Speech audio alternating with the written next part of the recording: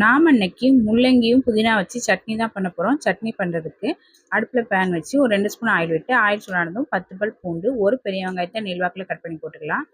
3 வரமிளகா, 2 பச்சை மிளகா எல்லாம் சேர்த்து நல்லா வதக்கி விட்டுடலாம். வெங்காயம் நல்லா வதங்கினதும் இது கூட பெரிய சைஸில் ஒரு தக்காளியை கட் பண்ணி போட்டுடலாம். தக்காளி சேர்த்து நல்லா வதக்கி விட்டுடலாம். இப்போ இது கூட முள்ளங்கி கட் பண்ணி வச்சுருக்கிறேன், முள்ளங்கி சேர்த்து கலந்து விட்டுடலாம். இது கூட கொஞ்சமாக புளி, ஒரு கைப்பிடி அளவுக்கு புதினா இலை எல்லாம் சேர்த்து நல்லா வதக்கி விட்டுடலாம். சட்னிக்கு தேவையான அளவு உப்பு சேர்த்துடலாம். உப்பு சேர்த்து நல்லா வதக்கி விட்டுடலாம்.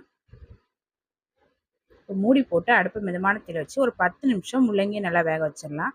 ஒரு 10 நிமிஷமாக முள்ளங்கி நல்லா வெந்துருச்சு. இப்போ அடுப்பை ஆஃப் பண்ணிவிட்டு ஆற வச்சுட்டு மிக்சி ஜாரில் மாற்றி சட்னியை அரைச்சிட்டு வந்துடலாம். அரைச்சி சட்னியை ஒரு பவுலில் மாற்றி வச்சுருக்கிறேன்.